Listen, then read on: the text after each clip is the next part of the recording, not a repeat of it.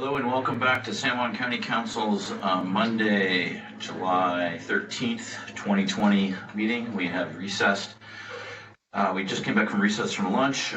We were spending most of the day today on budget-related items and talking about a 5% exercise with department heads for reduction of budget. We will now go into what was scheduled for 11:45 with a WSU extension in noxious weeds. Just to clarify, Mr. Watson, I see you there. Mr. Stevens, are you present? Yes. Great, thank you. Mr. Thomas, are you there?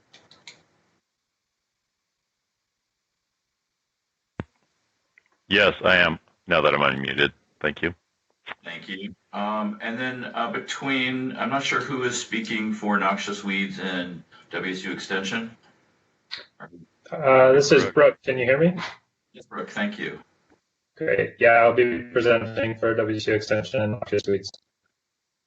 Great, thank you. Well, the floor is yours. All right, let me go ahead and try and share my screen. Hey, Ingrid, at some point, can box this thing. Is that content showing up? Yeah. Yes, looks great. Okay. So just for the record, I'm Brooke Brower. I'm the WSU County Extension Director here for San Juan County. Just as a quick reminder, the programs that we provide in San Juan County include agricultural education, outreach, and food systems program development. We also have 4-H Youth and Family Program, WSU Master Gardener Program, as well as a regional forestry program. And then we also provide administrative support for the Noxious Weed Control Board. I guess just briefly, so since COVID-19 has hit, we have continued to deliver these programs. We've adapted best we can to the changing situations, but we're continuing to field community questions, have community members dropping off samples that then we get identified or recommendations made. Master gardeners, we're still able to manage plant sale and continue to make produce to the food bank. 4-H programming, as a requirement of the state, shifted to online platforms, and but clubs have continued to meet and share demonstrations by video, and then working really hard on developing an online platform for the fair. Also continuing to do agricultural education programming, so we've done sessions on food safety and worker health safety around COVID-19 for our local farming community with the State Department of Agriculture. We've done vet skills and pasture management. So we continue to deliver those and actually reaching a broader audience in some situations because we can reach more effectively across all of the islands. And forestry similarly has shifted to online and continues to do work. We also have staff that are working on doing training in areas of diversity, equity, and inclusion to help support that effort. So we've continued to maintain, even though our office is closed to the public and also, again, the state requirement close to staff working out of there, we are continuing to operate. Here's our organizational chart, and just as a reminder that our programs are all jointly funded between San Juan County and then also Washington State, and we also leverage grants and sponsorships and ticket revenue to support our programs. So the maroon or reddish boxes are WSU positions, and if the blue cross hatching there indicates that there's some, at least some county funding supporting that position. So for myself, I'm largely supported by Washington State University, though some county funding helps support my position. For Master Gardener and 4-H, as a reminder, those positions, salary is funded by the county, but benefits is funded entirely by Washington State University. We still have over 100 volunteers, and between the Master Gardener program and the 4-H program that we manage, and we have over 100 youth 4-H members enrolled this year in club programming. We also provide administrative support along with the Noxious Weed Control Board for the Noxious Weed program to staff as well as one seasonal assistant there.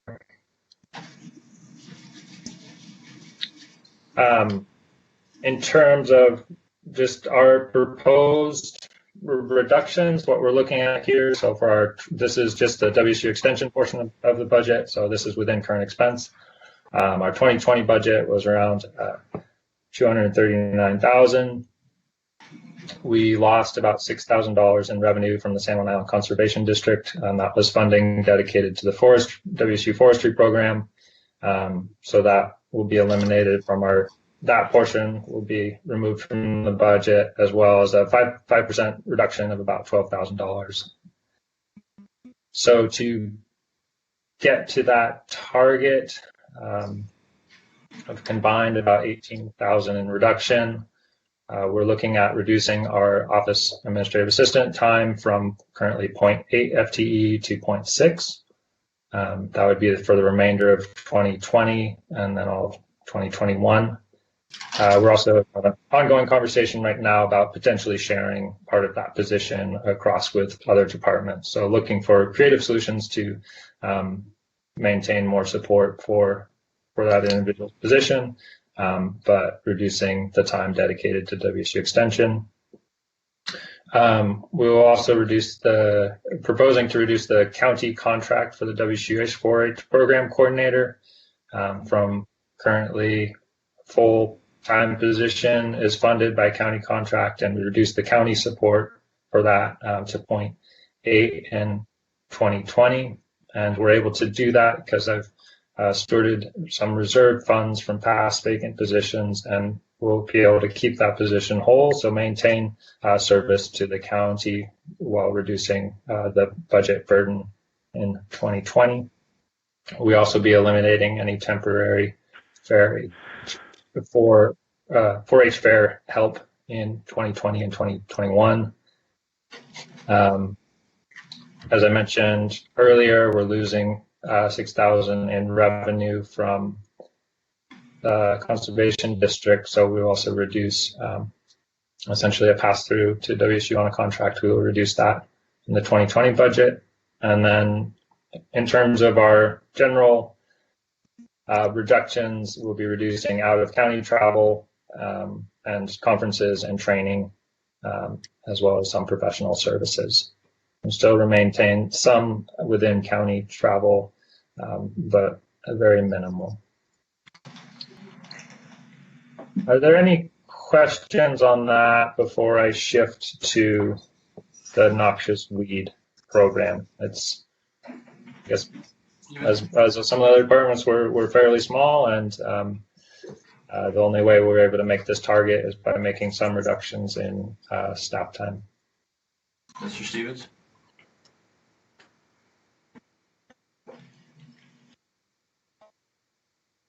Mr. Watson?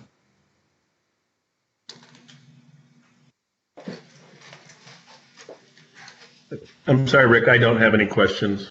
Sorry, Rick, I was muted. No questions from Watson. Great. Please proceed. Thank you. Great, thank you. So shifting to noxious weed program. So this is parcel assessment funded. Unlike current expense, the revenue on this particular fund has remained very stable. So the weed board would like me to request that very carefully consider any reduction in this fund, because revenue has remained strong, and they've also continued to bring in additional revenue through grants and outside contracts to offset part of their staff time. However, if a 5% reduction is needed across all departments and all funds, then our first strategy would be to look at shifting about $7,000 in staff time from a Department of Ecology grant. So the plan was to hire outside professional services to do some of this work, but to shift a portion of that to staff doing that work in-house, and so reducing the professional services. Other strategy that we would take for this fund would be to reduce a professional service fee that supports a WSU integrated weed control program, and then for the remainder of the year, reducing county travel or outside of county travel and conferences. To maintain the activities within this program, they still need to do travel within the county, as well as to maintain their supplies. And there's also a slight reduction that our office administrative assistant is shared across these two departments or these two funds. So there'd be a slight reduction in the burden to this fund as well, but pretty small. The proposal for 2021 would be to focus largely on reducing professional services. So again, the integrated weed control program, and also eliminating $6,000 in professional services that provides support for the Conservation District Youth Conservation Corps, and then continuing to reduce out-of-county travel and conferences and training.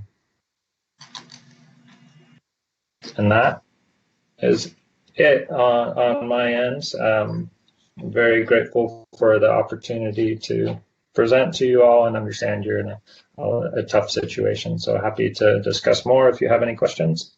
I'm really grateful for the partnership between Washington State University and San Juan County that continues to be so strong and be able to keep our programs here within the community. Great, thank you. Mr. Stevens, any comments, questions?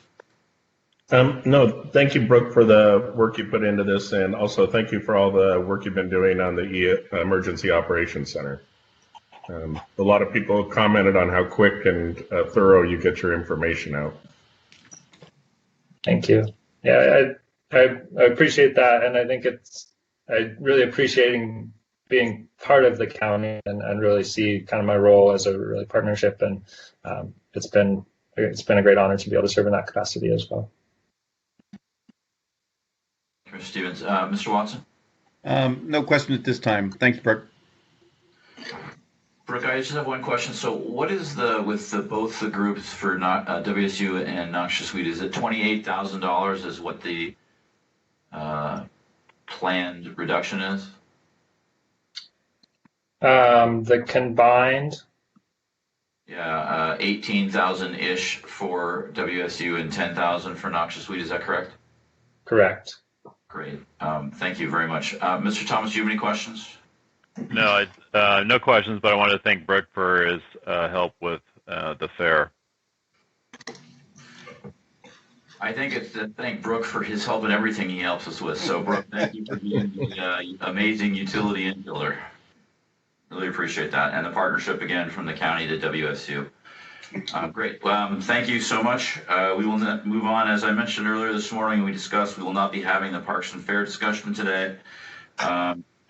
Actually, being on time with the modification for Parks and Fair for 1:30, starting with Community Development and Planning. Erica Shook, are you available?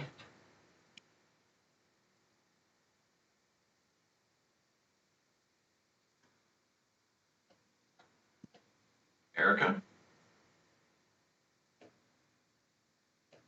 Hang on.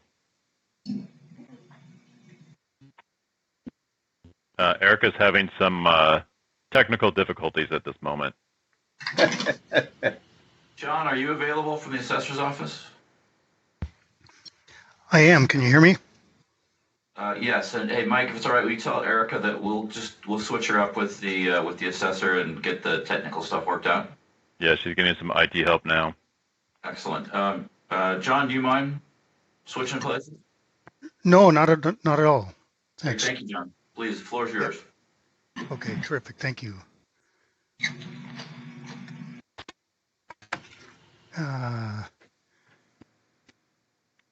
There, you should see my screen. Do you see my screen? Yep. Okay, good. Thanks for the time. So I was prepared to have a very different conversation today, but unforeseen circumstances have let me meet the budget target reductions for my budget. Oscar, who was one of my senior appraisers, was hired to be the new Chief Deputy Treasurer as of August 1st. I wasn't allowed to talk about it until today, but I sent a revised worksheet this morning, and that's what you're seeing on the screen in case you didn't get that. So my revised worksheet uses all the reductions shown on my original worksheet, except for my offer to take a second furlough day every month. I was prepared and planning to do that to maintain my staffing, but with the savings from Oscar's salary, I can withdraw that. So the new proposed reductions for my office are $62,761, and that exceeds the target reductions of $62,150 by $600. I need to hire a replacement for Oscar, so I've included that in the proposal. I can delay hiring until mid-November when we start next year's revaluation work, and I can hire a trainee instead of an experienced appraiser, but I need the replacement to provide the services of the office. You have my organizational chart and my breakdown showing how I staff those services, 9.75 FTE. And I need that count because we have a demanding workload in here. The service requirements of my office are set up to provide fair taxation and stable revenue, even in times of crisis, and that's what we do. So we assign taxable value to all real and personal property and determine the correct levy rate for all taxing districts. So I won't go into the details of it, except to say that we're responsible for 18,000 parcels on 134 islands, 1,700 personal property accounts, and we serve 28 taxing districts with 33 levies, including current expense and roads. When the council announced in April that we were in a budget crisis and $1 million short for the year, I started cutting all the non-mandated expenses I could find in the office. I canceled all of our remaining flights for inspections, put the appraisers on the ferry, canceled all remaining travel, just like all other departments and offices, and I scoured my budget to lower every expense I could. Since then, my chief deputy has been required to take a furlough day each month, and I have agreed to match those furloughs, and we started with last month's pay period. 4 other people in my office agreed to do the same, even though it's not required of them. Cutting flights and other expenses up to now has put us about a month behind. The furloughs, COVID leave, and losing Oscar will probably put us another month behind. And I just want to say that it's taken my entire time as the assessor, the last 5 years, to gain those 2 months, and we've lost them in these 4 months. So if you don't approve hiring a replacement appraiser, it will put my office further behind than when I started in 2015, and we won't have the time or the people to get everything done. So what that means is, among other things, sending notices of value so late that taxpayers will have to pay their first half taxes before the Board of Equalization can rule on any appeals. It will mean taxing districts will prepare their budgets without the benefit of a current assessed value, and it most likely means not adding new construction to the tax roll. I don't like considering that piece, that last piece, of new construction, because the negative impact is significant. But the fact is, it's not a mandatory service of the office, and if I can't work without adequate staff, then I'll have to make that cut. So I've given you my very best effort with the funds assigned to me. As I said, it puts my office in the worst position it's been in since I was elected. That's up against the end of the calendar year. And that makes it impossible to reduce the time between inspections. And that's something that I've been striving to do just to keep our records more current. But it satisfies the proposed reductions, and it allows us to meet the minimum statutory requirements of the office. So I'm asking the council to accept my cuts as proposed, including approving hiring a trainee appraiser in mid-November. So thank you very much for the time listening to me. Do you have any questions that I didn't answer? Thank you, John. Mr. Stevens, any questions or comments? No, I didn't have any questions. I just want to thank you very much, John, and your department. I know that you've worked hard, and we've asked you to reduce things and redo things for the last year or so, and you've done it, and you've managed to come up with the savings here. And I could, when I looked at things, when I was looking at things over the weekend, it was like, I think he needs all the people he's got. Yeah, thank you. Replacing that, I would be in favor of it, but we will be looking at the whole package. Yeah, I understand, but thank you for the comments, of course. Mr. Watson?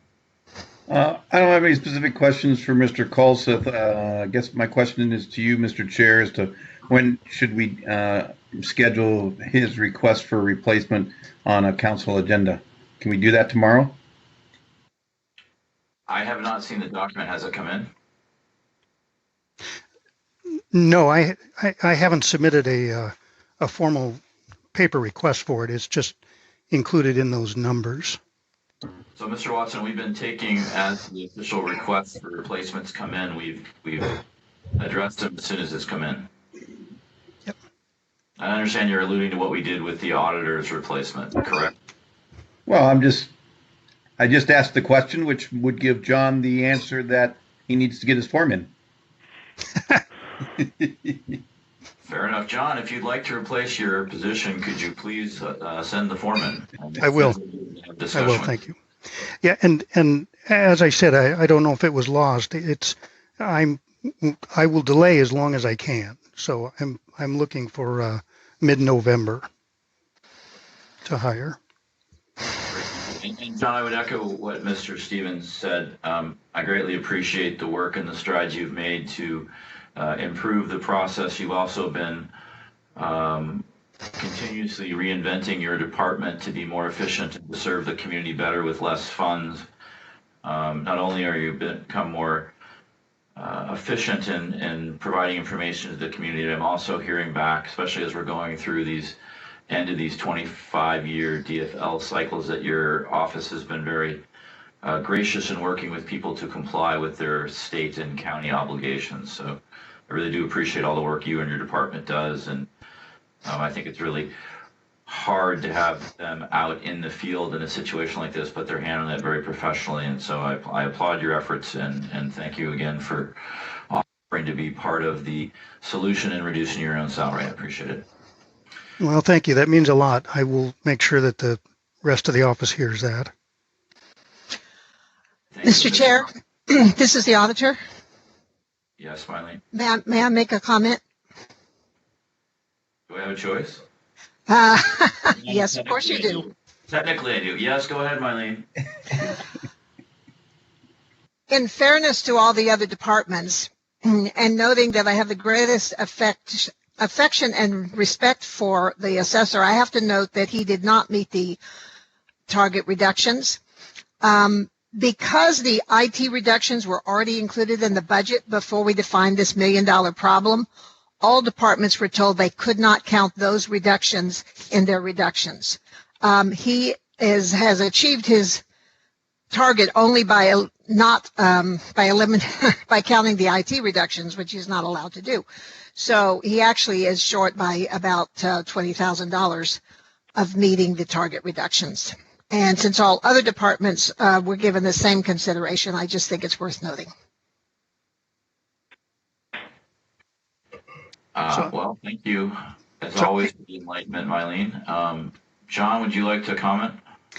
I would. It's to me, it's a complicated math problem. I've talked with Mylene briefly about it. I actually told her I wouldn't bring it up, but that was when I was too far away for it to make any difference. Just to say it shortly, the target is calculated off of my entire budget number, and that budget number includes the IT funding. So if it became an issue, I would want to recalculate the target for me without that IT, inflating my bottom line budget number. So if you take 5% of a lower number, then my target would be lower. Got it. Okay. Well, let's thank you very much for your presentation. We will take your comments and the auditor's comments under consideration. And if we have any additional questions about your request and how we got there, we can speak offline or have a conversation about it. I appreciate what you brought forward, and Mylene, thank you for providing the point that you made. Anything else for the assessor at this point? All right, not hearing anything. John, thank you again. Please pass along my thanks. I know you guys were just on Waldron because I was there on Saturday. So thank you for trekking out and working with the community there to have fair assessments for their community and everywhere else in the county. All right. You're welcome. Erica, are you able to join us? Yes, I am. Thank you. Apparently, I can't join the meeting through Outlook. I need to join it through Skype. So, yes, I'm ready. All right. So we have Erica Shook from Community Development and Planning, and this is our 1:30, which is actually technically 1:45 now that the assessor's already gone. And thank you to the auditor for managing your time in an efficient way. So, Erica, please, the floor is yours. Okay. I'm just trying to present my presentation. Let's see how it looks. Loading. Maybe I won't share. Maybe I just need to share my screen. Maybe I should have not done it this way. Oh, there it is. Okay, perfect. Okay, this is the Department of Community Development's budget presentation. Next. How do I get the next slide?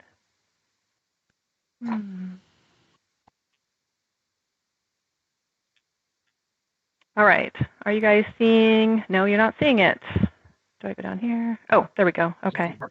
I'm sorry. I hadn't used this format before.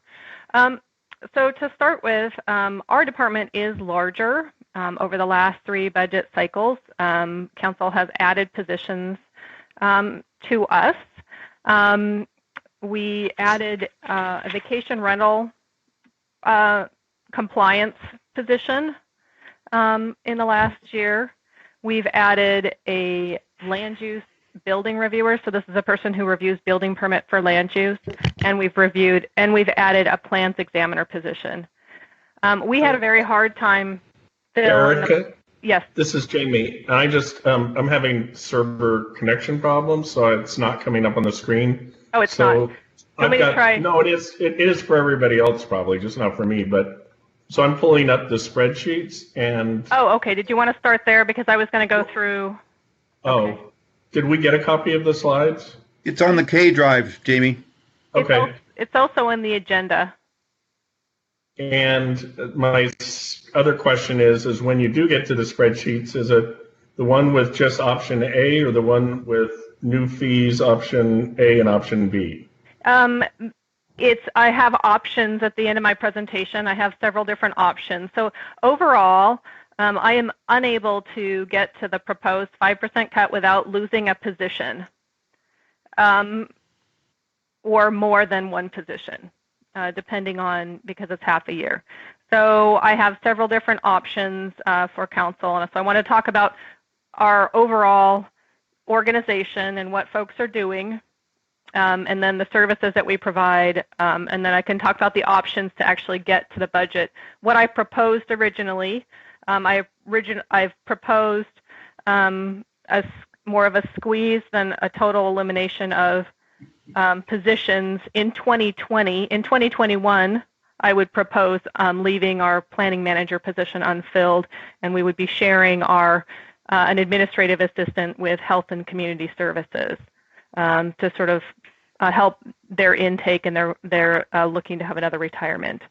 So in 2021, we can more than meet our budget reduction needed, but in 2020, it would require us to lose a position. So anyway, I wanted to, is it all right for me to just go back and go through my presentation briefly?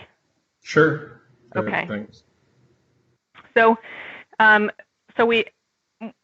positions that have been added over time are the Plans Examiner 1 position. As you recall, we added that about 3 years ago, and we filled that position, and we would lose the person every year. So we did actually last year fill it with a person who has stayed. We also added another land use reviewer for building permits because it takes 2 to get through the building permits. That position, we lost a person last year at this time, but we didn't fill that position until November. So that person's been with us about 6 months, and we are now finally getting the building permits. Everybody's getting trained, and everybody's caught up, and we're fully staffed. And then the Planner 1 position, of course, was added for the Vacation Rental Compliance Program. In 2020, I've proposed budget cuts, but it doesn't get us to our target for 2020. In 2021, I am recommending that the planning manager position, and that was Linda Culler's position, she is retired, remain unfilled, and that we reduce our long-range planning agenda. And then again, we would share some of our administrative help with HCS. So overall, in 2021, we would more than meet the budget reduction needed. So what we do, we issue building permits, we do land use permits, inspections and hearings, code enforcement, fire marshal. We do customer service for the applicants and general public. We help them with their permits, their application forms. We do the website. We've gone online. We're doing online permits and online submittals. We do public records requests. And then we support a number of boards and committees. In terms of what's mandatory and what's discretionary, the current comp plan update, the Shoreline Master Program update, and our Shoreline Cumulative Impacts Analysis, which are all current or long-range planning projects that we're doing or in the process of doing, are all mandatory. What is discretionary are marijuana regulations, the Hamlet plans, other types of regulations when we do vacation rental update. All of those things are discretionary. We don't have to do those. And then again, the only 2 required mandatory boards and committees that we support are the Planning Commission and the Hearing Examiner. East Downs Planning Review Committee, the Deer Harbor Planning Review Committee, the Lopez Village Planning Review Committee, and the Building Advisory Committee are all discretionary boards and committees, which we would propose reducing our support for as we are reducing the number of staff that we have. So to achieve a budget reduction, I had already eliminated, I went through the budget, we've eliminated conferences and training, association dues, and travel outside the county to the extent that we had not already expended funds. We are proposing to reduce all of the management staff in 2020 have volunteered to go to a 0.9 FTE, which is in addition to the furlough days, which is about 2 extra days, furlough days for all of the management staff per month from August through December. We would eliminate building professional services budget and the Lopez office, and we would consider instituting new land use fees for pre-applications, critical area mitigation review, and some of the other things where critical area map reviews we don't charge for, and shoreline tree removals we don't charge very much for. So those are some of the proposals for 2020. That doesn't get us to our full reduction. In 2021, we would We would not fill into the planning manager's position. We would reduce our support for all of the boards and committees that are not required. So we would just route permits to them and post agendas and minutes. And then we're thinking about reducing the planning commission meeting schedule to quarterly meetings. It's very difficult for the number of staff that we have to have materials ready for a planning commission every month of the year. And then we would consider sharing one of our long-range planners for land use review. So as part of the council mandate for us to speed permit review up, we borrowed a long-range planner and the vacation rental planner, and we taught them to do building permit review for land use. So we're up to about 8 weeks of land use review because we've really concentrated on that. And so we would consider, continuing to do that because our building permit numbers are down a little bit, but we haven't seen a huge downturn, so we still have permits to review. And then finally, we're looking to share half of an admin staff with health and community services. So we would help take on intake of water availability and septic permits and issuance of those permits for them.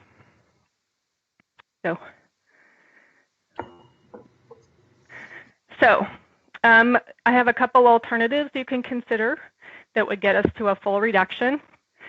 We had thought about, we only need the reduction for August through December.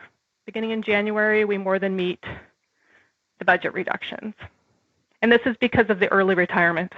That you don't see we are down a person, that work doesn't get done, the comp plan update still has to get done, but we don't get credit for that until January. So we had talked about we could temporarily transfer one of our planners or plans examiners to another open county position on a loan as a way of, I'm thinking outside the box here, as a way of helping out another department and saving, us budget.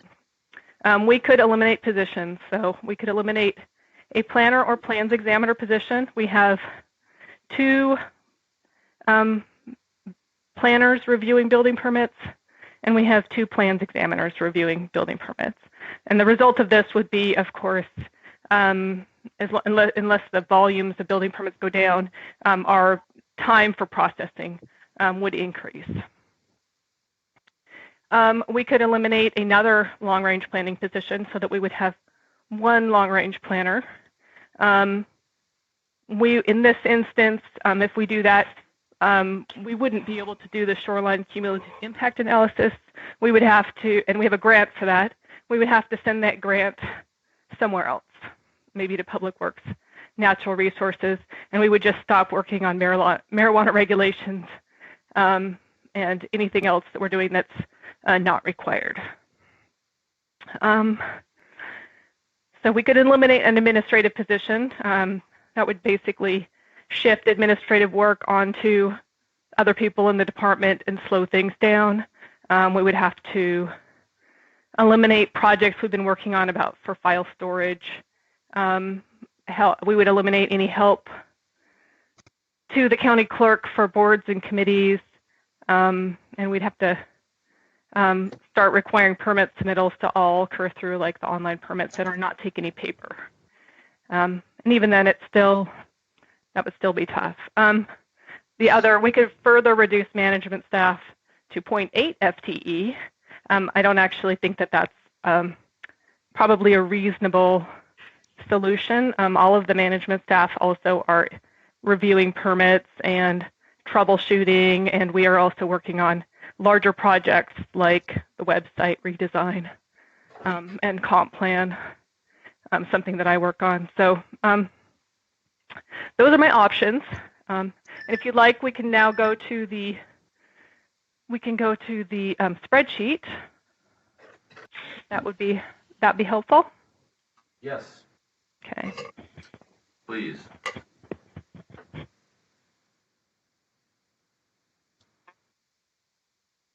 Oh, where are we? Take me just a minute.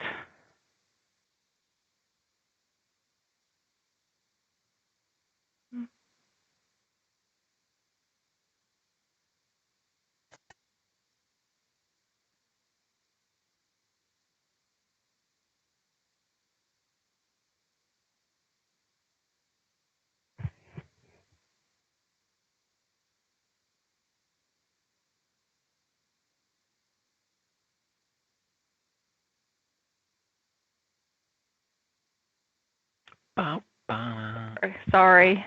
Let's see, is it going to let me do this? I have to arrange things. I have multiple windows open. No. Share. There we go.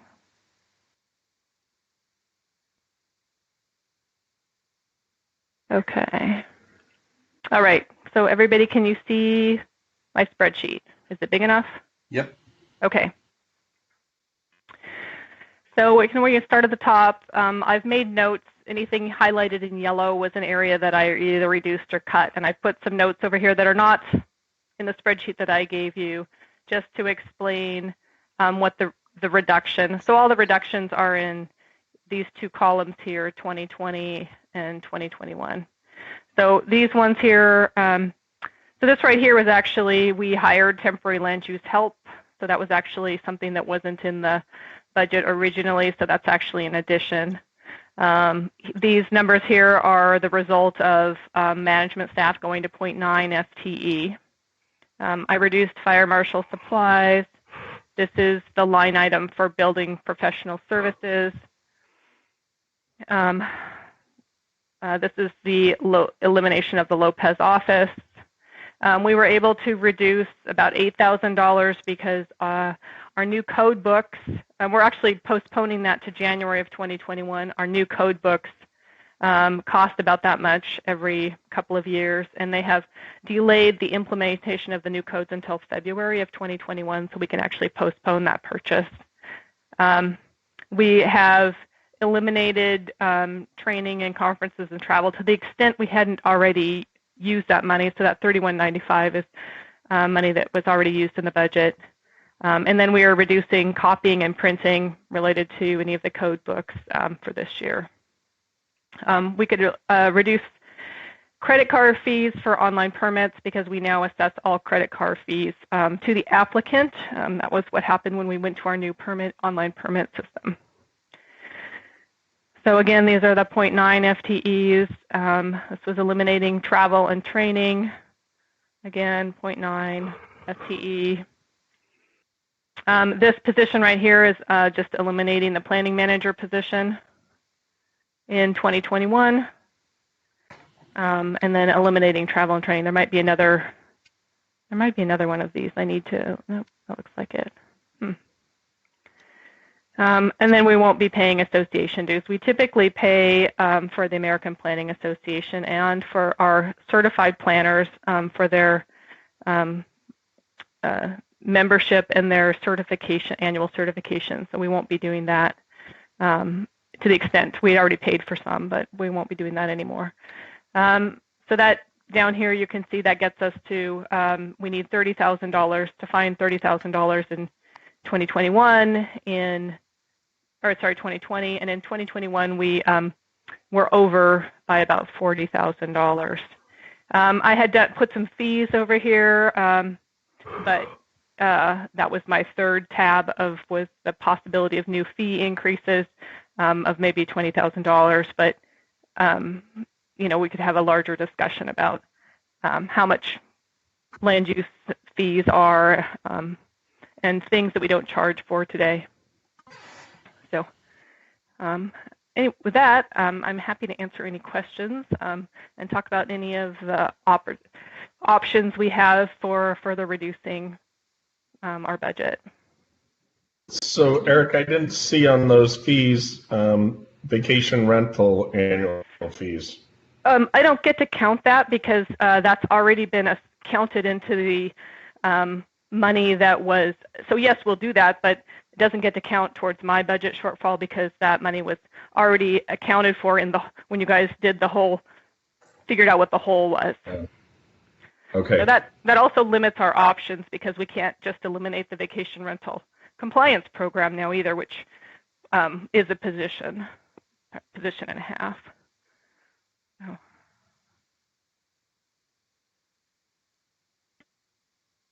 I didn't have any other questions.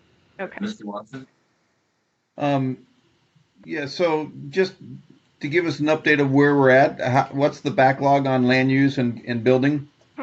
So I haven't looked to see what the backlog number is, but we're right around 8 weeks at review time, and faster in some cases. For both? Yeah. Okay. Not for land use permits, for building permits. I took people off land use review and put them on building permits. Right. So does that mean it's longer for land use? Yes. Land use permits typically take longer than 8 weeks because a lot of them require hearings. They're shoreline permits and plats and vacation rentals, conditional use permits. I will note that the vacation rental permits are down. We are not seeing as many permits submitted this year, and the revenues are also down. I also have given new revenue numbers to the auditor because I believe that our revenues will be significantly higher and have already surpassed the budget revenue numbers that were put in for the COVID-19 amendment for building permits anyway. So land use permits, vacation rental permits are a fairly large percentage of our land use revenues. And so if they're down, I would expect land use revenues to also be down. Okay. Thank you. So, No further questions. Okay.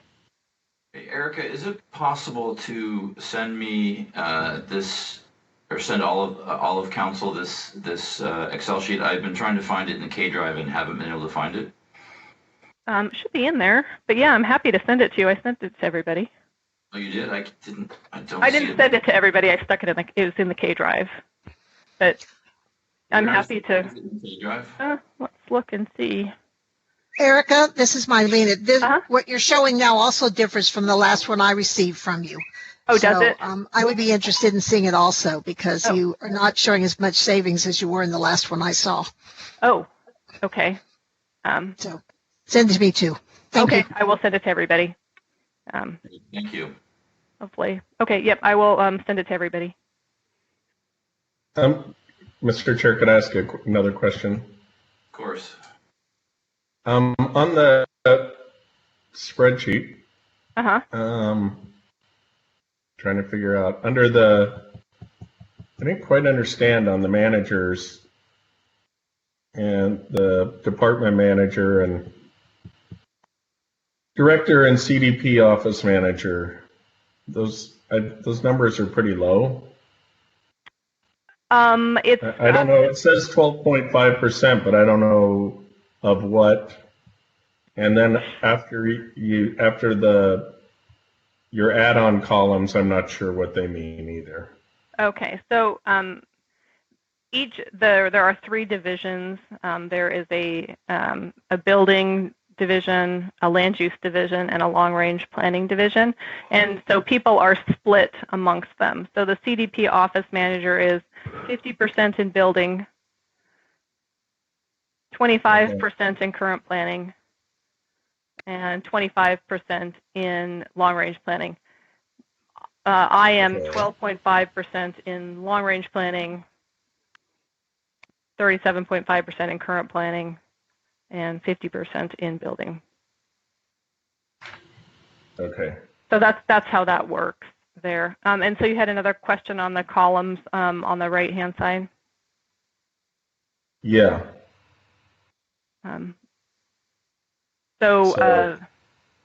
Yeah. The difference, so this amount here is just, it differs from what we expect to pay by the end of the year so this is a pay reduction. We would not use that same pay reduction in 2021. It would go back to 100 to a 1.0 FTE. We only need that reduction for August through December. So then what's the 6529? 65, It's the next column over. 29. Oh, are you? Oh, you are looking at my other spreadsheet that's got the hidden stuff in it. I guess. I had a couple columns that was how I that are in there how I calculated the difference for the 0.9 FTE, because you have to calculate, it's only 0.9 FTE for like 5 months. So calculating what the difference is between what was budgeted for the 5 months are the columns after that. So those you can sort of, they're already calculated in that, and you can disregard the columns that say reduction August through December and remaining December. Those are just how I got to that's how I got to the 0.9, or how I figured it out. Okay, just thank you. Yeah. Any other questions from council? Mike? No, certainly a lot to think about. It's good to see the revenue numbers are a little more robust than we initially thought they would be for this year, but we'll see what happens between now and the end of the year. So thank you, Erica. Okay. Erica, one final question. So the number, the aggregated number that you have is 87,212 is what you have as your reduction. Is that correct? So that's the reduction I have without losing a position. And so my last slide is I just would leave it up to council as to where we want to reduce service. And there's a couple different options in there. No problem. I just wanted to confirm the number that you were at this point. So yes. Yeah, we need to find $30,672. Excellent. Thank you very much. Okay. Thanks.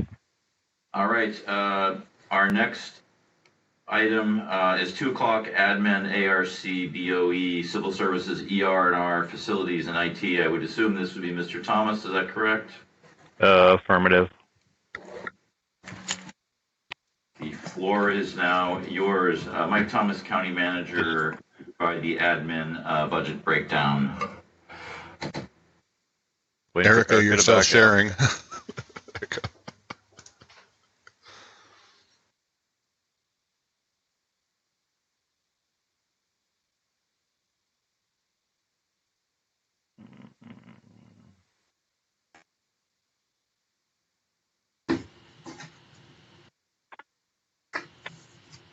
Okay.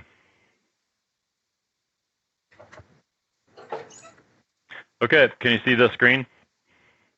Yes. So administration is kind of a interesting conglomeration of different activities. For sake of brevity today, I'm not going to cover the Board of Equalization or Civil Service.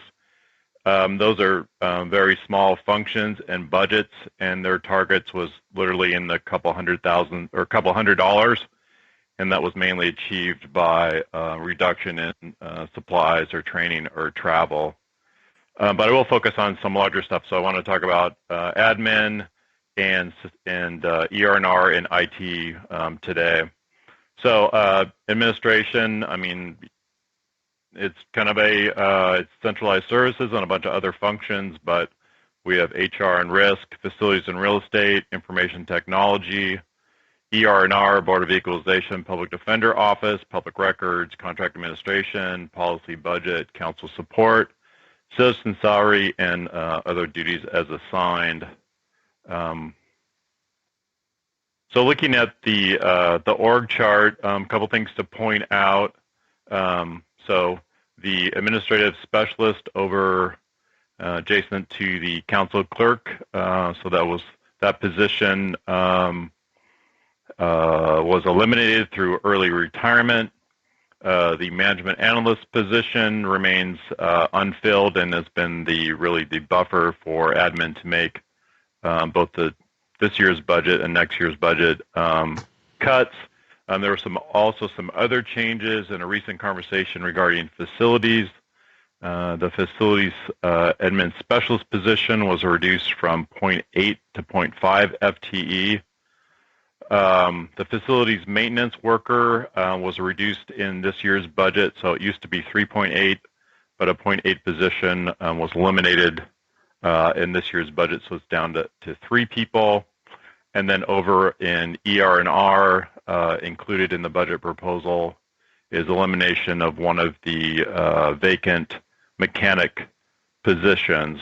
So a number of changes across the org chart for this year's budget and proposed. Just looking at admin, so our targets were achievable really through the elimination, the vacancy of the management analyst position. There is money in 21 for a part-time position for a management analyst or some function we could get with half-time. Reduce professional services, and then froze the county manager's salary for 21. So really, it's hard to, in a way, to quantify the impacts, but essentially you have less people hours this year and going into next year, so that reduces the time that we have for projects and initiatives, reduces time for department assistance that we provide, potentially reduce time for council assistance. So really the way I think about it is our budget is kind of on the winter schedule. So a reduction in hours obviously comes out somewhere in the organization. So moving on to facilities. Facilities is kind of an odd notion in this budget exercise because we've put some additional burden on facilities in the age of COVID-19 to increase cleaning and janitorial. In the CARES budget discussion we had the other week, we actually allocated additional money for janitorial, about $35,000, to increase and maintain the cleaning level that we have now. There's not a lot to cut in the facilities budget, and so we try not to get ridiculous, but there wasn't a lot. There's a lot of contracted services and supplies, so there were some cuts in contracted services having to do with fire control testing, elevator maintenance, but that only works if those systems function, and if they don't, then we'll probably run out of budget. So we really struggled with the facilities budget because there's not much to cut in there. You can't cut electricity, you can't cut water. We did have a joke though about rolling blackout Fridays, but didn't think staff would appreciate that in the wintertime. The other thing is made a cut into landscaping. We've had a long landscaping contract the past number of years. Not sure how that would be absorbed by staff. Reduction in elevator maintenance, but again, that only works if the elevator works and we don't have to maintain it. Part of the proposal is a reduction in the facility manager position to 3/4 time and try to capture the other quarter of that time in the capital budget for expenditures on the capital side. So we can get to the worksheets in a minute. So one of the discussions under central services umbrella as it pertains to IT and ER&R, what we've really tried to do is plateau the cost in those services. And so Tony's done a good job with that. On the ER&R side, we've done a good job. We've created a motor pool. We've got rid of a lot of surplus items. And so less expenditures are has a positive effect back into those department budgets. Tony, I'm going to let you jump in and talk about your IT budget if you're on the line. I am. Good afternoon, Council. So we, as Mylene had mentioned earlier, we were able to cut a big chunk of our beginning cash or ending cash balance.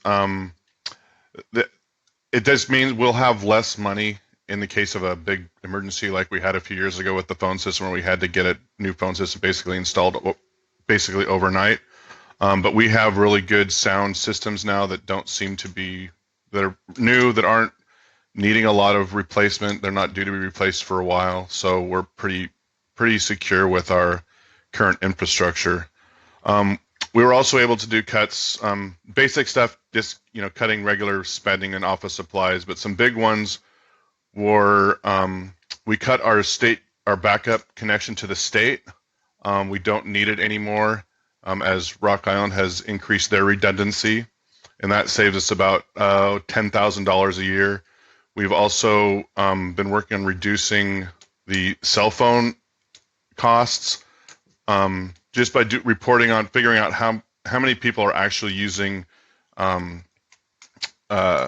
unlimited data. So reducing those to more basic data plans.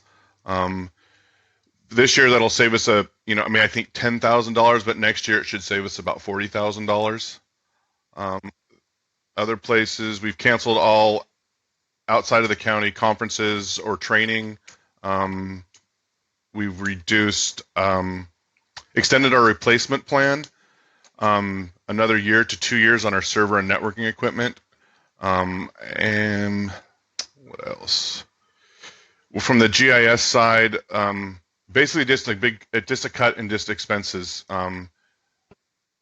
along with the out of county travel, conferences, and a reduction in the LiDAR expense, which we found was actually probably budgeted too high. It actually came in less than we initially thought we would when we put this in the budget. So that was about almost $12,000 right off the top. So for 2020, we were able to save overall about 15%, and that includes the reduction in the cash balance. Any questions? Yeah, Tony, how much? So, is any of this incremental to the money that's already been taken out of what we owe, or what we're short? So, I mean, I think, Mylene, please correct me if I'm wrong, but the budget, the IT stuff has already been taken out of as cost savings that already identified. Is that correct? Yeah. So in the worksheets you'll see an IT number, and so when Tony redid his allocation, the savings to the department was backed out. But and I'm sorry, I'm kind of going by each department and figuring out how much we're saving, and Tony's basically just explaining what he already did prior to this exercise in advance of this that's already been adjusted out of what we need to recover. Is that correct? Mr. Chair, I assume that Mylene had already taken that out. I am not aware of that, though. That is correct. The IT savings have already been removed to the budget prior to the 5% exercise. That's why the departments were not allowed to use them. Right. And so I guess I'm saying, Tony, was there anything else that you're bringing forward? And again, your contribution has been huge, but is there anything that has happened after the 5% exercise that's new savings? No. Not for this year. Okay, great. Thank you for the clarification. Yep. All right, continue, Mike. Yeah, so on the IT budget, so going back to the beginning of the day, there was a question about 21. So the fund balance was already taken out, so you won't see any fund balance savings in 21. So moving. As for 2021, as I'm trying to get the 2021 spreadsheet done for Mylene by the end of today, since I'll be gone for the next few weeks. And it looks like, not counting furloughs or any other savings in payroll next year, I'm projecting about an 8.5% cut from our previous approved budget for next year as well. I'm just waiting on a few extra little numbers from a couple vendors, and hopefully that'll keep us down for next year too. That's Thank you, Tony. Mm-hmm. All right. So moving on to ER&R is its own unique fund. So the 5% exercise is kind of interesting in that context. ER&R is a reflection of consumption by other departments. It has some unique activities of itself, but it's really Van's master allocation spreadsheet and maintaining positive numbers in that fund. But So over the past couple of years, a really concerted effort to reduce the size of the fleet and the amount of equipment that has been in there, and you've seen a number of surplus requests come forward to council over the years, or the last couple of years, and so that has a positive effect on the roads budget as they consume less equipment and fleet and procure gravel differently. Barging saved a lot of money this year as opposed to trucking. So just a lot of different ways we've approached trying to save money. I mentioned the motor pool. So we have the motor pool working. So there's an online reservation system that you can check out a car. And that's going to have two positive effects. Folks that own cars will realize some income from the rental of those cars. And secondly, I think we'll find that we need even fewer cars than we have now. The other area of potential savings has to do with our marine fleet. It's time to change that mix and surplus two of those boats. Again, you want to sell those assets when they have their maximum value, and I think we need to right size what we're consuming as far as those vessels as well. So, Mr. Thomas? Yeah. So, on the motor pool, what's our target reduction in number of vehicles? Van, I don't know if you have an answer for that. Yeah, when I look at the data, I mean, I don't have a lot yet, but when I look at the data we do have and being here over time, I believe that we can move two of those vehicles to other islands. So my plan is to let time pass, collect data, affirm what I believe is happening, and then hopefully increase that motor pool portion on Orcas and Lopez, with the thinking of departments using less ferry tickets and utilizing more walk-on travel. That is the goal there. So we won't reduce the physical number of vehicles the county owns? No, we will redistribute them so that they can be used more properly. Well, I guess, Van, I'm going to put a little caveat on that because it will depend on our experience. So, Mr. Watson, to your question, if we find that the motor pool here has a certain utilization, then it'll be evident that we need one less car or two less cars. But at this point, we just started, so we don't really know what that's going to look like. As of right now, we are not utilizing the other cars we already have in other locations. But it is early, and people are still adjusting to the way they do business, right? There's potential to get rid of cars, for sure. But like I said, we will see that over time. If that's the direction we need to go, then we'll surplus cars for sure. If not, if the usage maxes out on those other islands, we'll shift cars around and hopefully save on ferry bills. That's the target right now. And we're mandating use of the motor pool versus private department vehicles? Correct. What's happening now is some departments, we're using different modes of transportation, personal cars, whenever they could get a county car. So now the option is, hey, they just go online, and if there's a car available, they can rent that. And really the plus side is, people that are paying for a car year round, even though they don't use it every day, are now being offset by those costs. So it's just better utilization all around. Okay, thank you. So finish up with the ER&R, some revenue changes. Van, I'll let you talk to this. It's your department if you want. Yeah, for sure.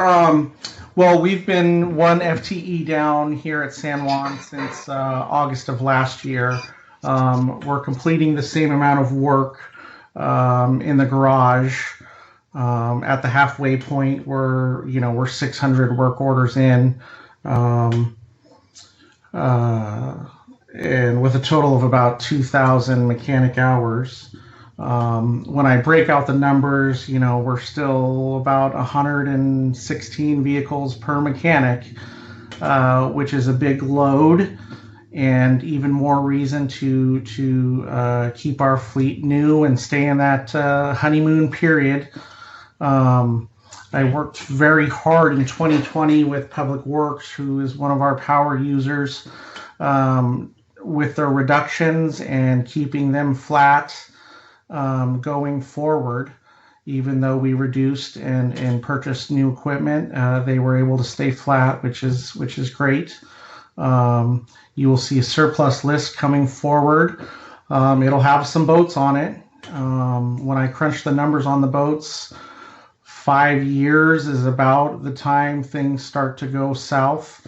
And then some of those ideas on how we do business in roads have changed over time. So some of the reasoning being like the big boat, we bought that to transport cars and trucks, and the reality is we just don't do that. And barge travel is cheap. So when you see that surplus list, that's kind of what that is, just a change in business model for those guys going forward. Some of the other reductions in fuel, not with the COVID and what's going on in the landscape, people are driving less. So schools are shut down, we're buying less fuel, people are going less places. So it's a less expenditure on fuel and a less revenue from some of those external users. But yeah, I think we're at a good number for our department in terms of FTE. And, unless we were going to drastically change the number of vehicles that people are consuming, we're about right.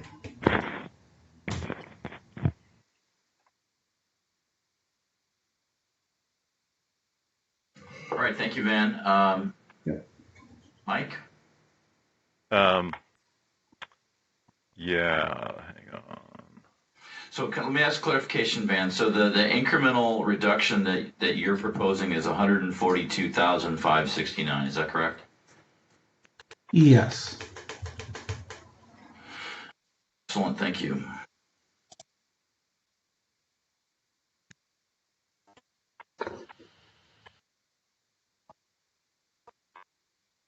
So here's the county admin budget. So again, it's really premised on maintaining salary for the manager, vacancy in the management analyst position. We also reduced our professional services line, which we use for consulting or special projects during the course of the year. It's kind of an interesting budget because we have some other things that are expressed in there. We have salary commission, we have HR and risk management. We reduced professional services in that as well. We have income from the county apartment and expenditures. If you guys remember the Tucker Street House rental that we had some utilization, but not as much as we thought. At the time that we rented that, we thought there would be more need, but it hasn't quite been used as we thought for basically transitional housing.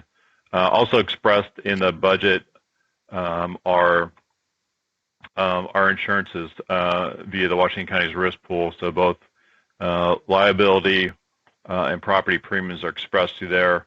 On the property side, just coming off the executive board meeting last Friday, there will definitely be an increase in property premiums. But our liability, which is a much, much larger number, so about a 20% in property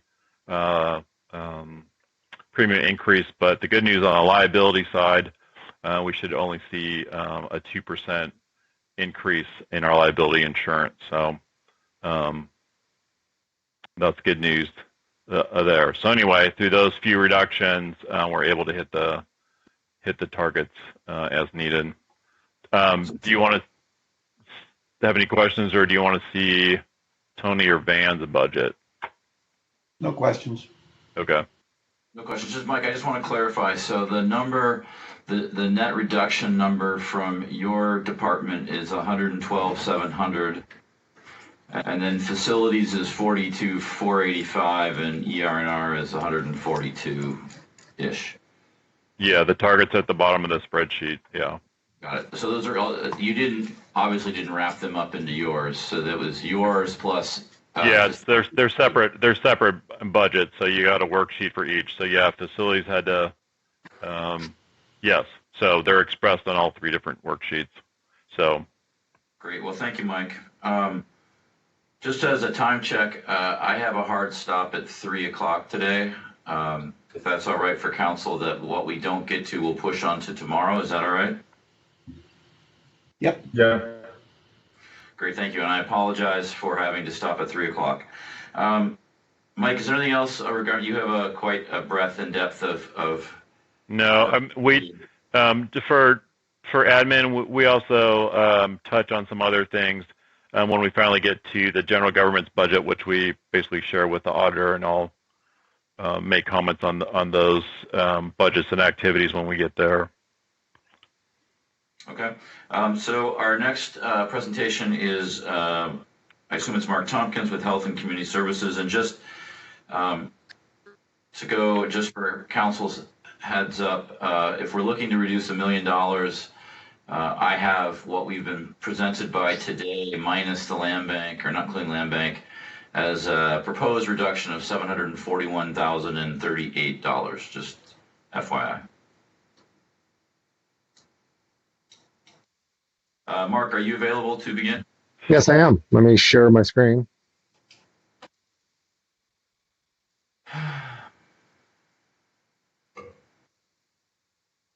So hopefully you can see my presentation. Can you see that? Yep. Okay, so this is our budget review. Thought I would start real quickly with our mission to promote, protect, and preserve with dignity the health and well-being of people and communities of San Juan County. And what we do, public education, disease prevention, enforcement of health regulations, and then fund or provide services and information to vulnerable populations, including the elderly, newborns, persons with disabilities, and persons experiencing behavioral health conditions.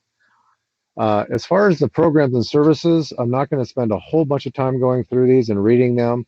I've lumped a lot of these together. So for instance, the senior programs, that includes all of the programs that we provide through our senior centers with our staff there. And so whether it's home delivered meals or life enrichment activities, there's a breadth of different programs that we actually provide at the centers.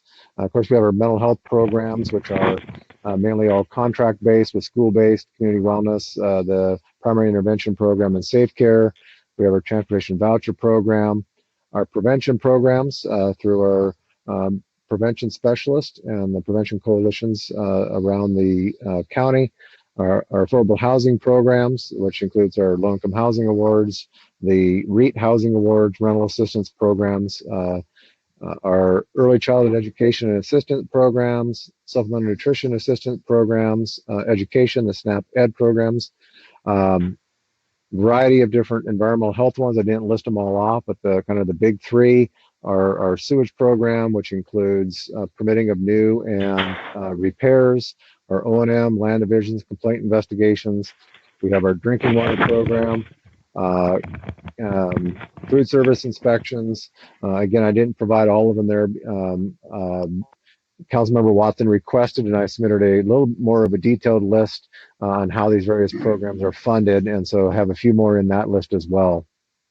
Our access to baby and child dentistry and other oral health items that we provide, our community health assessment work, our immunization program, communicable disease program. That's our regular surveillance, investigation, and response. Our vital records, of course, our emergency preparedness. That includes the administration, so making sure that we have staff trained, we have plans in place, and then the actual response, which we're doing right now through the COVID with help of many other departments as well. Then we have our Women, Infant, and Children program, which has a variety of sub-programs within it. And then our programs and services for our families and children's. And so is where there's newborn outreach, maternity support services, early support for infants and toddlers, children with special health care needs. So that encompasses a lot of different programs there. So that kind of gives you the depth and breadth of the programs that we provide here at Health and Community Services for the county and the community. I put up what I would call as our recommended org chart for 2020 and 2021. As you know, we had 3 positions within our department participate in the early retirement program. So that was this financial clerk position here, this 0.8, and the social worker position. We also had one of our public health nursing positions, which you authorized us to refill, and that is sitting up here in that position there. The other reductions that we are proposing is, if you recall, at the beginning of 2020, we gave up a half-time DA position, administrative position, as part of the some budget reductions in 2019 going into 2020. You had authorized us to hire a new ECAP program specialist, and we are not going to refill that position due to the budget crisis, and we'll shift work from others. Erica's already mentioned that we want to share a half-time admin assistant with their department for permitting purposes. This would be a position that we have learned about where one of our staff members is contemplating leaving at the end of the year, and we would not refill that. We would share that with DCD. And this would reduce us by 3.1 FTEs and 5 positions. You're wondering why it says 5 positions, is that we had a peer counselor position that we've combined with our health and nutrition specialist position. It's only 0.1 FTE, but it goes well with those WIC services. And so, again, a 3.1 FTE reduction from 2019 for both 2020 and 2021. What those impacts are, and some of this you've already seen because this was part of the presentation when it came to get authorization to refill the position. And this is prior to the 5% exercise. So when you look at what we are required to do for the 5%, this is already on top of that. The retirements that we, those 2 vacant positions with early retirement did not count within our reduction for the 5% because of the incentive program. And so any reductions we do are on top of that. So we had already planned before the 5% to have a 2.6 FTE reduction, or about 10% of our FTE count. These are the programs that will either be eliminating and or reducing, and some of them may be eliminated as we move through and look at our reducing those services. So won't spend a lot of time on that. You've seen this before, and I know you're trying to catch up on your schedule a little bit. As far as the 5% for 2020, this was difficult for us to achieve, particularly right now during a middle of a pandemic response, trying to figure out how to reduce essentially for us in our current expense budget, it's staff. And I think it's probably true for everybody. We're really looking at staff and benefits, and is the only way to achieve the target reduction, which we almost had $100,000 to come up with. We've achieved 71,000. These are not things that I would actually particularly recommend, but there was no other way to achieve it based on the work that we are currently doing and the staff are doing with the response and meeting the needs of our community. So we would reduce an additional 0.6 FTE from our current expense budget. It would be for 2020 only. It would be a reduction in some of my time, some of our Healthy Communities Managers' time, and then some of our Senior Services FTE. And so exactly what that looks like, we haven't figured out, but it would reduce those services. And so what does that mean? essentially by cutting both myself and the health and community manager 2.8 through the remainder of the year. We will have less support for our current response. There's going to be increases in service delivery time, particularly around our APAR, as we help process all of those things, and less support for our overall staff and other activities that both myself and the other manager do. We would also have less interactions with our senior services folks, as we've had to would have to reduce their staff and would have less time to meet some of the needs of our senior community. The other thing we proposed is shifting $22,000 in salaries and benefits to grants.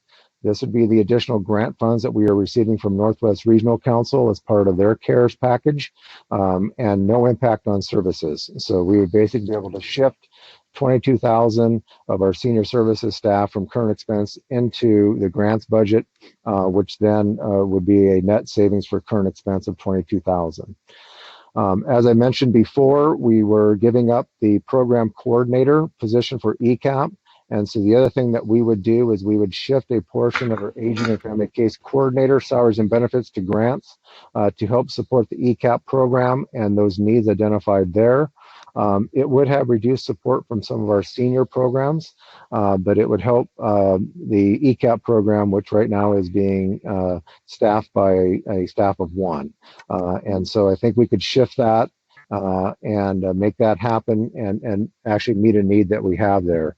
All of these reductions, as you can imagine, will lower our ability to provide services in some of those areas that we've already identified. As far as 2021 goes, because the net benefit from the early retirements are actually realized in 2021, this was easier to achieve. So we had a target reduction of 100 grand. We achieved 134,000, and it could be a little bit higher than that if we can continue to shift some of the senior services staff person into ECAP. But what we were able to identify was 134,000. That includes the savings of the early retirement that I've already mentioned. So there's significant savings there. And then sharing our halftime admin with community development also would work that.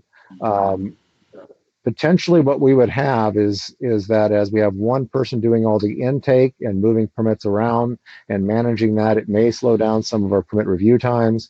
We would have to shift some of our reporting that we allow and enter for people to an online system. We're looking at doing that anyways.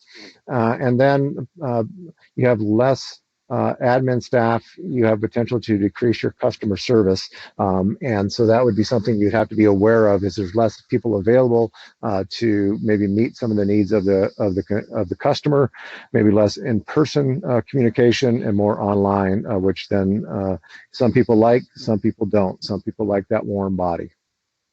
The net reduction, as I've already said, over that 2-year period would be 3.1 FTE, which is about a 12% reduction in our FTE count from 2019. So a significant reduction in our staff. As far as for that, let me stop there and see if there's any questions on the current expense budget before I move into housing. Mr. Stevens? I don't have any. Bill? No questions at this time. And so, Mark, just real quick, the 2020 savings amount that you have written down, although we don't want it, is 71,640. Is that correct? Correct. All right, thank you. So in housing, even though housing is its own dedicated fund, it's not a sales tax fund, it's real estate excise tax, and then recording fees. Actually, I take that back, the ASH funds. So account 04 is sales tax. We also were asked to come up with target reductions there.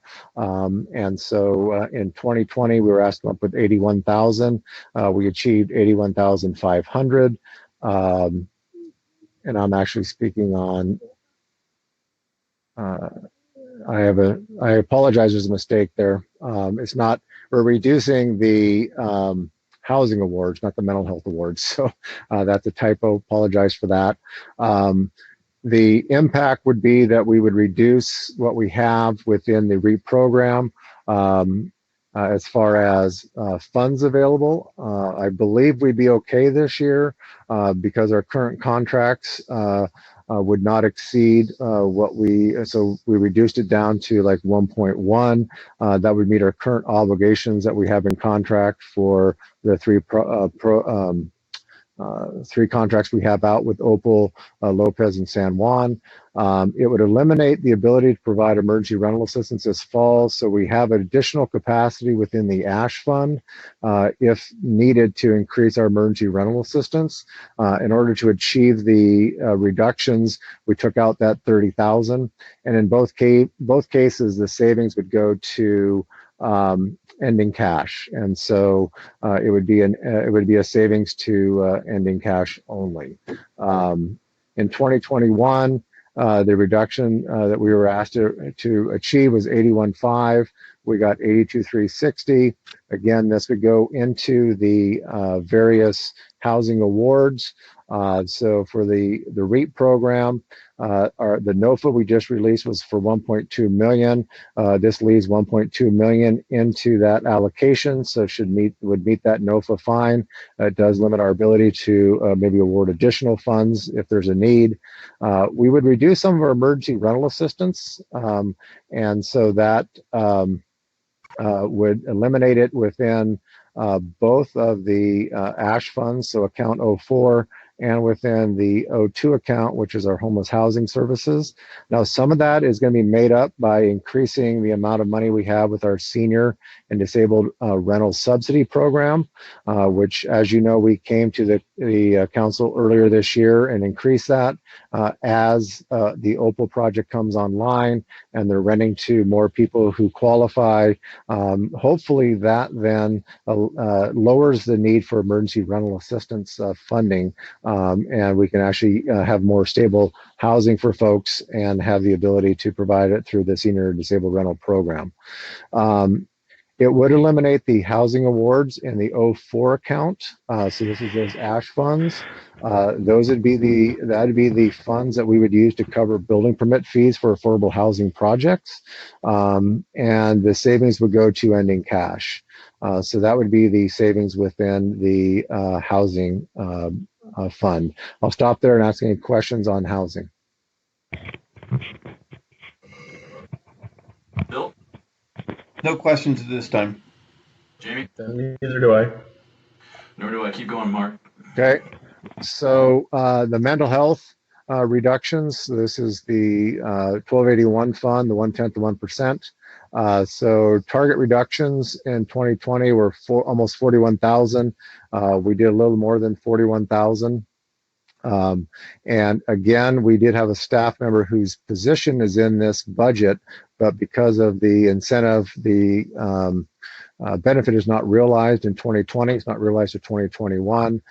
We are shifting a portion of the health and nutrition's salary and benefits to grants.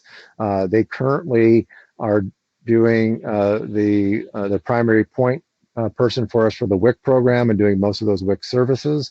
That was the nurse position we were allowed to refill, which is still vacant, does some of that work, and we shifted that to this position. We'll be able to continue to save money with this person doing it, and the savings would come out of the 1/10 to 1%. It's not a huge time, and it does lower their ability to do some of the case care coordination, case management services that we provide. It would also reduce the mental health program awards. So these are the school-based community wellness, the PIP, everything else that we provide with our contracts, which would reduce services in the county and the community. These were a tough one because we actually increased these awards, and now the proposal is to decrease these awards, and any savings would then go to ending cash. In 2021, we were asked to target a little over 42,000. We achieved 45 through two things. One is that savings from the staff position that we're not filling gets, we realize that.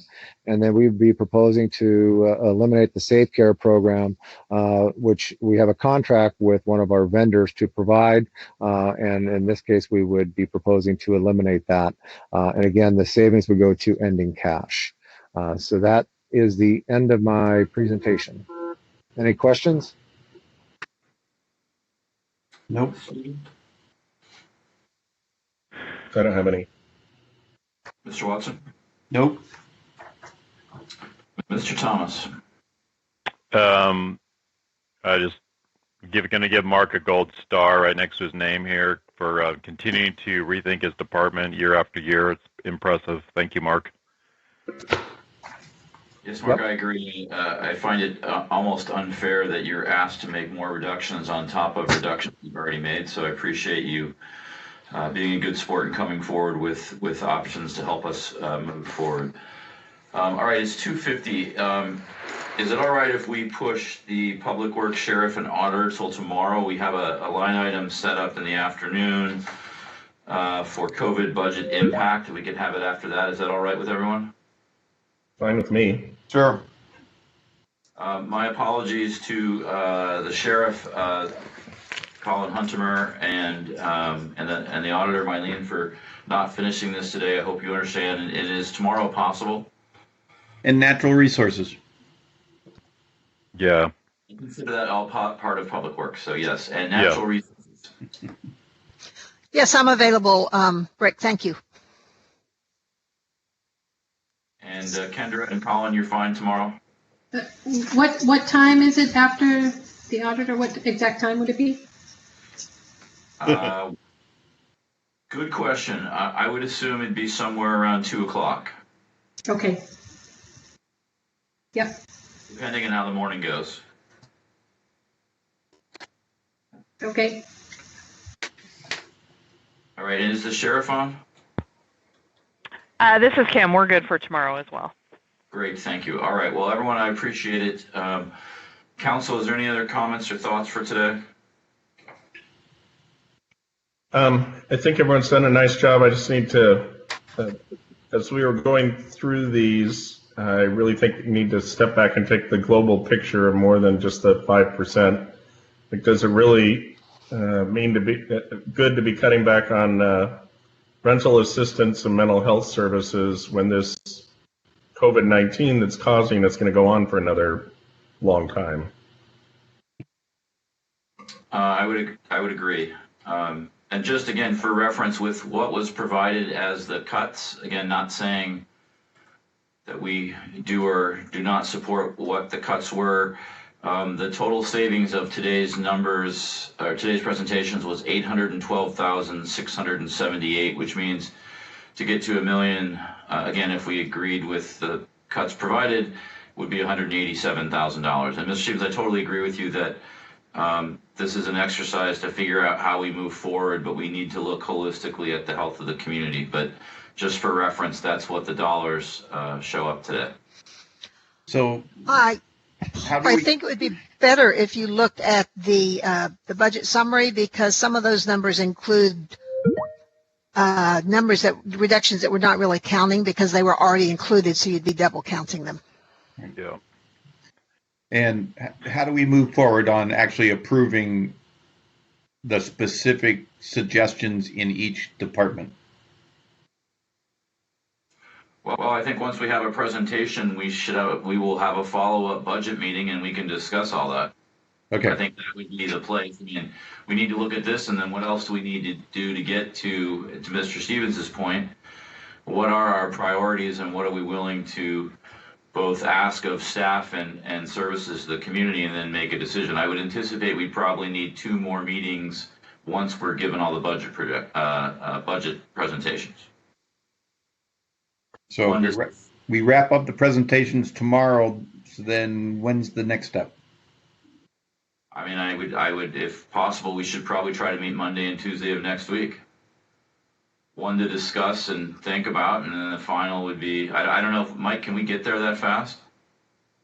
Yeah, I mean, everyone's got their presentations done, but yet to Mr. Stevens' point, now that we have all this information, what are things that we're going to pull back out of the pile or don't make sense or don't really contribute to the whole and current expense fund. And there are probably some other things that we need to talk to council about as well on the wage side. So I would just continue to plan these meetings each week till we get done. The other thing, Rick, on this is that, something like part of Randy's presentation just shifted costs to other departments. So, if that's a savings, I don't know, it's a savings to his department, but it's not really a savings to the organization. Well, it's a savings to current expense was his argument. Because he was tapping land bank and roads. And the other problem with his plan is that you can't just build land banks and roads. You have to build all other departments. That is not, Mylene, I've spoken with the state auditor. That's not confirmed. Okay, so we're not going to have this discussion right now. Right. I just, please, I was throwing out numbers just to get an idea for where we're at. We don't have to analyze today. That point was not to analyze each point. It was just to kind of give you an idea that we made a lot of progress today. And it might be less as we look at what was double counted, but I don't want to have an argument about what was said. This was a really good day, and a lot of people provided some really great information. And we'll just keep meeting on Mondays until we hammer out the budget. Assuming that's okay with council. Yep. All right, thank you. Anything else from council before we adjourn for today? No. Nope.